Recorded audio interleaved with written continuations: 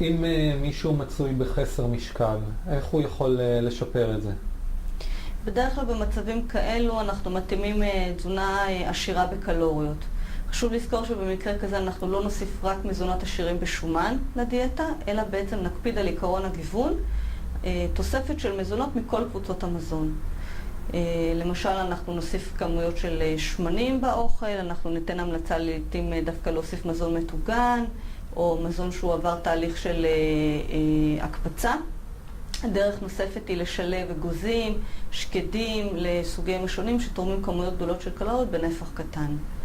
כמו כן, אנחנו נעדיף הקפדה על מזונות עשירים בחלבון ומזונות עשירים בפחמימות, וכמובן תוך דגש לויטמינים ומינרלים שיספקו את הצרכים היומיומיים.